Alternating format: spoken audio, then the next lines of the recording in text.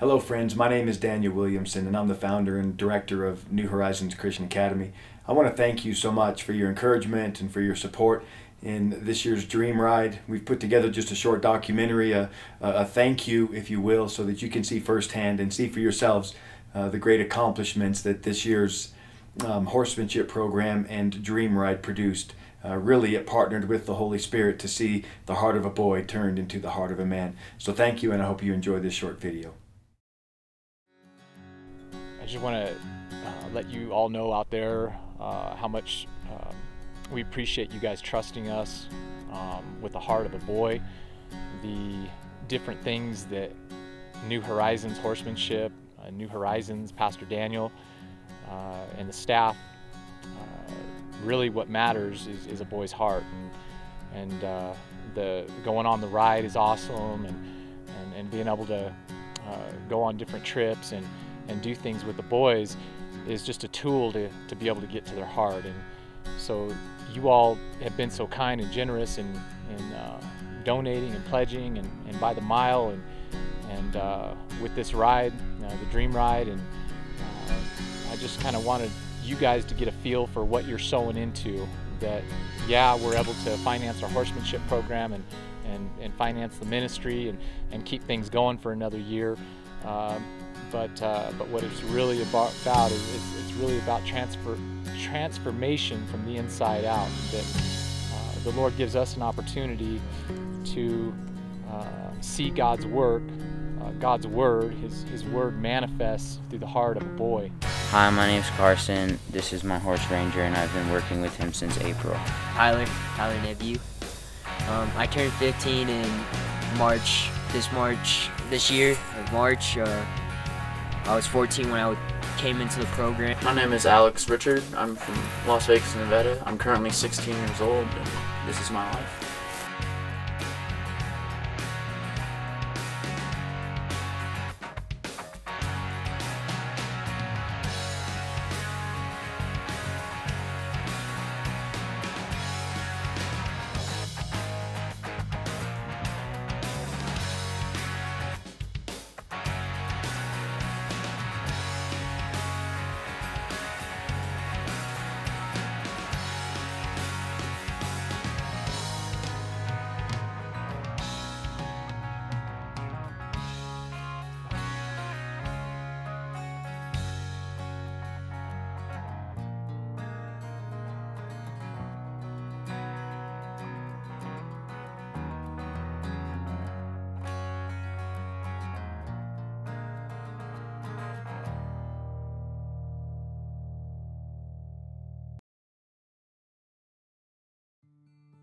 What got me into New Horizons was I started selling drugs and just getting in deep with people and just like really deceiving my parents and feeling no remorse for anything that I did, like stealing money from them and not caring about it at all. Like just having the same intention every time I got in trouble to not like fix my ways, but just to keep on going further and further into it because I kept on getting more and more mad at them. I've never really known my dad, like I never known a father, yet a lot of people are like, at least you had a father, but I gotta just simply reply, no, I didn't have a father or a mother. One was too busy either at work or at home, just passed out because he drank himself to sleep just because his day was just so rough, and a mom just that didn't want to, she wanted to take an easy way. She thought life was too hard. So my whole teenage years I just rebelled, had no respect for anybody else because I had no respect for myself. I didn't see any purpose or value, figured I'd probably die by the age of 30. That was my main thing, is live what I can and get what I can until the day I die. Live every day like it was your last. Integrity has been a big problem in my life.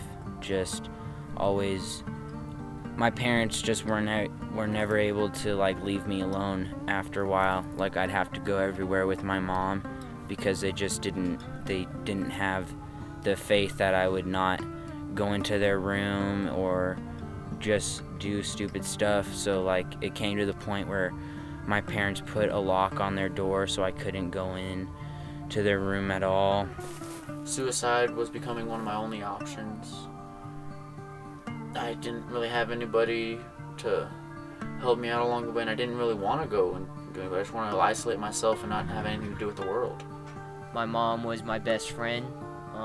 My dad was the dictator, the one that I cried to my mom to not let me go to his house for the weekend because I just did not want to be there. My stepmom, there's no relationship at all. Like, as me and my older brother, we always joked around like how we fit the Cinderella story on how I got a stepbrother and a stepsister that get treated better than me and my brother get treated.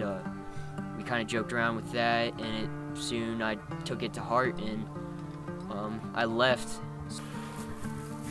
At a very young age, I had always grown up not really understanding my purpose or what I was meant to do. You know, I didn't really know much about Jesus. My mom had a gambling problem, which we went through the process and just lost everything. You know, growing poor was just something that became regular. You know, and through that, I didn't really understand what the purpose of my life was.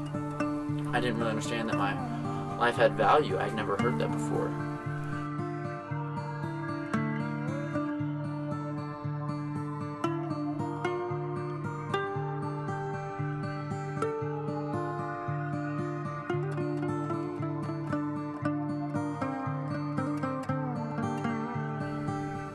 I was about 7 or so months into the program, and I thought, if this is how I'm like at 7 months, you know, still being saved, what am I going to be like at 10 months when I get out of the program? What am I going to be like 10 years now, 10 years in the future, you know? What's going to happen then if I don't get everything that I can out of this program? So I decided to join horsemanship. At first it was just kind of a really trialing and long, you know, enduring experience. But through that, I mean, if I wouldn't have had horsemanship, I mean, I don't know what I would have done.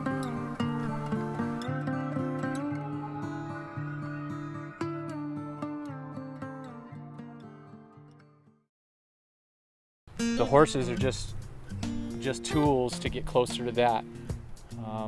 I heard it quite a bit from some of the boys' testimonies of them talk about that one of the things that they've gotten out of the program up here is work ethic.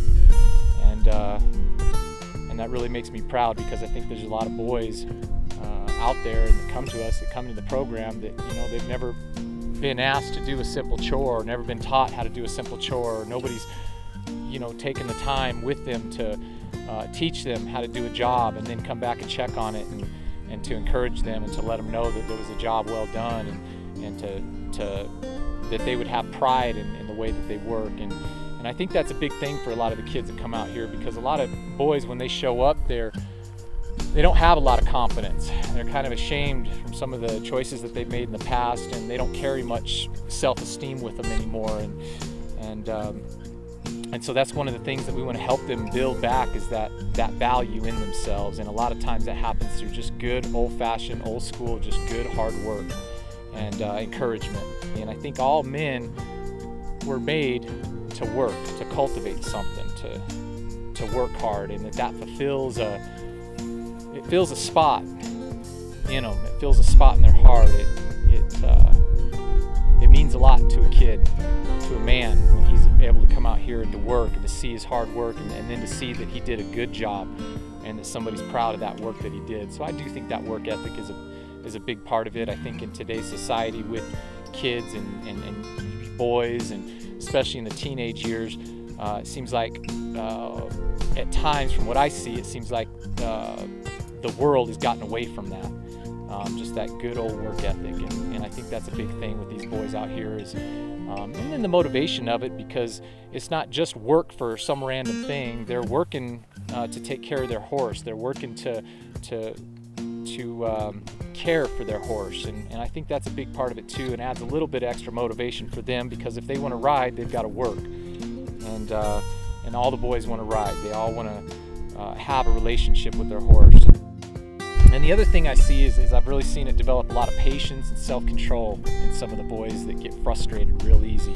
There's a lot of different character qualities that I feel that the boys have a hard time learning in the classroom, that out here it's put in a different way to them, that they want to learn it and they want to get it. They want to get humility because their horse is counting on them. They want to be patient, but be persistent because their horse is counting on them. And there's a lot of boys that are in the program because they get frustrated and they give up. And that's one thing I've seen with what the horses have been able to teach some of these boys out here, is that, you know, if you're trying on something and it's not working, it's okay to switch it up. You know, it's okay to try a different angle. It's okay to try a different perspective on it until you do get the answer you want, and staying calm and persistent. I think a lot of the boys that I see, they get frustrated and they want to give up. But when they've got a horse and they know that that horse is theirs for the entire program, whether it be for a few months or whatever, they know their horse is counting on them to get through to them and to not give up on them. I always tell them, you have to lead your horse because your horse is counting on you to lead them. So therefore, you've got to make decisions that are worthy of your horse trusting you. And so that kind of puts them in a different position out here too, because you know, they're really not put too many times in a position of trust. You know, they've come into this program because they haven't been responsible with the choices that they've made, and people haven't trusted them because they've been burned by them, and they've lied and they've stolen different things. And so to put them in a position to where we're saying, you're a leader, you have to make the right decision because you've got this animal that's counting on you to make the right decision. This animal's trusting you to make the right decision, and therefore you've got an opportunity to really lead right, and to be that leader.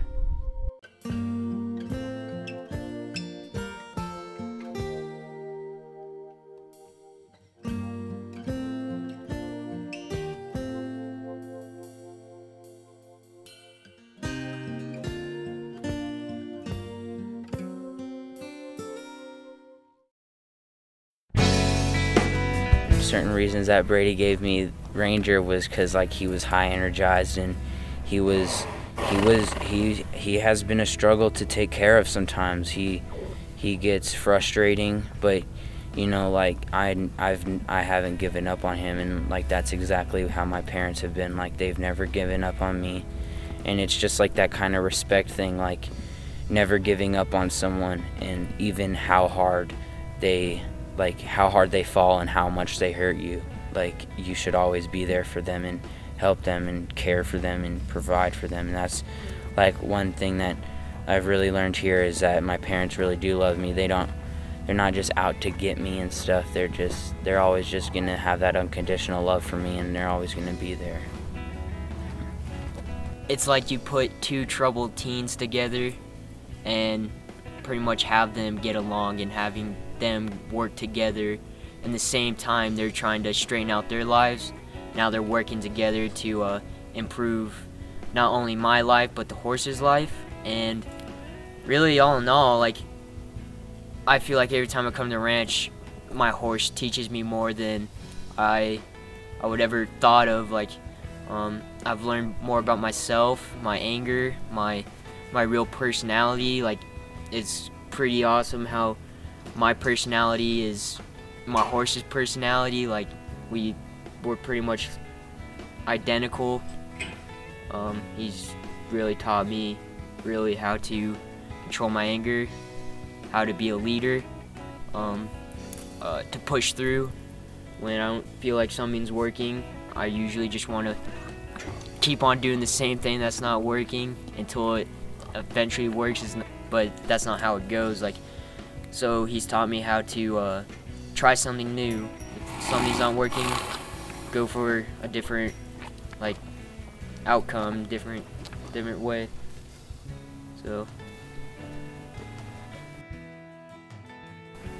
finally came out to the ranch.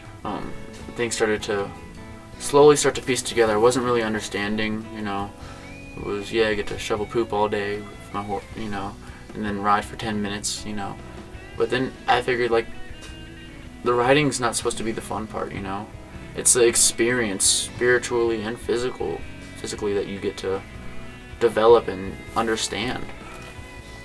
And at first, I mean, I was like, what, God, what did I get myself into? You know, like, what is this? You know? And it's like, how much deeper can my hole get? And those were my literal words to God. And he said, trust in me, not in yourself. You know? Well, my relationship with God before, like, my family's a Christian family. I always went to church, but it was a forceful kind of go to church. I went there because I was told to. I went there because my friends went there, and then so I wasn't pushing in, so I didn't really know God, but I understand who God is and stuff. In the program, the first couple of months, I was just like, I'll just do the program. I don't think I'm gonna push into God, but I'll just do the program. It's what they're telling of me. So the 3 months that I wasn't pushing into God, just out of nowhere, God feels like God just threw an anvil at my head and pretty much put his foot down and said, it's time to wake up. I brought you to this program for a reason. I picked you out of 300,000 other kids needing help, and I picked you. So that hit me. I started to press in just because I was like, all right, I'll try this, but I doubt it's gonna work. But I tried it. Soon enough, God was showing me miracles. God was showing me grace. God was showing me horsemanship. God brought me into the horsemanship, and that showed me that, dang, I guess he does love and care for me. I think I'll press in a little bit more. So I started becoming more and more involved with God, and I feel God is here more than ever. Like being at the ranch, I gain teaching even when I don't expect it. Like God, that's how God works, is kind of just popping in random times, even when you think he's not. He's right there. One thing that I really got out, and what is my favorite verse now, is 1 Corinthians 13:11. When I was a child, I thought like a child, I reasoned like a child, and I acted like a child, but when I became a man, I put childish ways behind me. That just really stands out to me because it just totally speaks into my life, because once you're mature and you're a man of God, and God is like you're full of God, then you put those things behind you and you talk like a man, you act like a man, and you reason like a man. The way I thought I was a man, and the way I came into this dream ride, and it showed me a lot of little areas that needed more improvement, a lot of things that I've learned from the speakers that came and talked to us, just how to be a man, like 1 Corinthians 10:13, like just the fact that I look back now and how much I thought like a child, I reasoned like a child, I did things the child way. Like I just look back on that and just see like, wow, like really I'm supposed to be becoming a man, and I look back and see that the ways that I've been taking that I thought wasn't being a man was being a child. I find myself reasoning like a child the most, and I really become, since the dream ride, I've been catching myself before words come out of my mouth, before I even think a thought about just, this is what needs to be happening. I need to stop reasoning on my own understanding, but listen and gain understanding from my leaders and the way they're teaching me. And this dream ride really made me grow into more of a leader. Like I needed to find that person, and I thought it would be hard, but like 4 days I found the leader. I found my identity. I found who I want to be and where I need to go, and it's really given me courage and just like the strength to endure through this program. Like it's that simple, I guess. one thing that I was really challenged with on the DreamRide was just patience. Just you know what I mean? Like, every man should have patience for his family and his kids and the people who he loves and who he cares for. And like with Ranger, it's hard to sometimes control his energy and stuff, and I guess that's not I guess, but that's exactly how my parents were with me. Just, it's hard to control someone that you have no control over sometimes, you know what I mean? I thought I was just gonna be another personality of my mom, just that drug addict, the low life, the homeless. Just made me want to turn that generational curse around. Just stop it at me. Have me just be the inspiration and just the the really stepping stone to a new generation of the way I'm gonna live my life and the way people are gonna see me and the way my dad's gonna see me. And it was the third month that really hit me, because I think I went on paths with my dad, and it kind of hit me on how much my dad cares and kind of cares for my future and where I'm headed. And kind of was cool because me and my dad actually got to talk, instead of yelling at each other. So that means that my dad's willing to change as well as I am now. Me and my stepmom, I've had a couple days just to hang out with her, and it was one of the best days, because one of my friends came over, and I told my stepmom I can't hang out with this kid or I'm gonna relapse by tonight, so I'm gonna go tell him to leave. She's like, no, Tyler, I'm gonna go tell him to leave. You just go inside. I'll handle it. Just her saying those words show me that, wow, she does care. She doesn't even care for small things. She's willing to take care of some big issues in my life, and I found that as a huge, a block in my life, and it kind of just got pushed out of the way, and I'm just blessed that I can have this relationship with my stepmom now. And with my dad, it's never been this great before ever in my life. Me and my dad, we talk, I vent to him, and he gives me guidance, and just I can listen and understand these words now because I'm more mature, and what he's saying is actually stuff that works in my life. I've already put it to the test, and I'm still in this program because of him and because of the words he's spoken to me. But I'm just really excited to go back home and be with my dad and my family. I love riding horses now, and it's that kind of finding stuff that's going to help you when you go home, that you can cope with stuff when you want to go do drugs or you want to do bad stuff. This is one escape that I can go to, and I can really rely on to just to fall back on if I feel tempted. And I have opportunities to be able to go and ride horses and stuff when I'm at home, and I'm gonna take those opportunities. So I honestly think that being in horsemanship was completely 100% under God's will. I think that the DreamRide has efficiently and successfully changed my life around. It was like a 180 degree.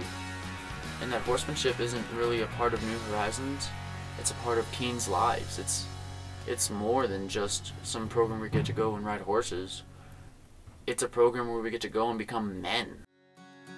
Just really wanted to let you guys know what's going on with the boys, their testimonies, what they've gotten from this ride, from the program, and just really appreciate you guys, because without you guys, this doesn't happen out here. Without your guys' prayers, without your support, it just doesn't happen. You know, we live in a real world where we need things and we've got to go out and buy things. And you know, I will say that we've cut a lot of costs here in our horsemanship program. We've learned to shoe our horses, we've learned to trim our horses, because we don't feel that that's a cost that you guys should be paying for. So a lot of the work, the vet bills and different things that it costs to keep our horses, we've learned to do a lot of that ourselves, and we teach the boys how to do that stuff so that they can learn a trade and be handy. Maybe they'd want to go and apprentice under a farrier or something like that. We teach them that here as well. So these are costs that we really don't charge you for or ask for you for. Our biggest thing is just the hay for the horses, and then we pretty much cover everything else. And so, but we just really appreciate that you guys sow into this program, and that it really does come down to a boy's heart. The horses are great, the ranch is great, the arena, the corrals, the everything that we have is awesome. But if it's not about a boy who doesn't know his identity or doesn't know his purpose in life, or he doesn't believe that he's got value in him, then it's all worthless. You know, that's what it's about. And so we just really appreciate you guys partnering with us, and we really look forward to the future and the future things that we're going to be able to do through this. And of course, one day our dream for this ministry is that we'd be able to have acres and acres of land to where we could have more horses, and we could put more of the boys through this program. And so that's our dream, is that someday that we'd have a classroom and bunkhouses and acres and acres with corrals and horses, and we'd be able to have all this whole deal on one piece of land. And so we really appreciate you praying with us in that direction, and then we just really want you to know how much we appreciate you, and that it doesn't happen without you. So as you can see, our theme for the horsemanship program and the Dream Ride of 1 Corinthians 13:11, of when I was a child, I thought like a child, I reasoned like a child, and I spoke like a child. But becoming a man, I put those childish ways behind me. You can see very clearly that there were some childish ways that were put behind, that some boys became some men, and that's desperately what our society needs. In 2012, as we approach that, we've got some great dreams and some aggressive goals and strategies that are in place to expand our horsemanship program. We would love to see every single one of our students, as well as even the possibility of opening our horsemanship program up to young men in our community that aren't necessarily a part of our program, but who need to know what becoming a man looks like, and that may be something that we'll be opening up here before too long as well too. But in order to do that, we need great friends and we need great partners just like you to believe with us that we can do this, that this is something that society needs, and that this can be accomplished with your support. Former First Lady Barbara Bush said something very amazing. She said the greatest threat to America today is not the economic crisis, it's not the borders, and it's not terrorism. The greatest threat that's in America today is the condition of the American boy. And we're doing everything we can to reverse that condition. With great friends and partners like you, I believe that we're going to see that reverse. So thank you for your prayerful support. Thank you for your continued support in this as well too. And we'll look forward to a great partnership as together we're making a difference in the heart of boys and giving them opportunities to become men. Thank you, and God bless you.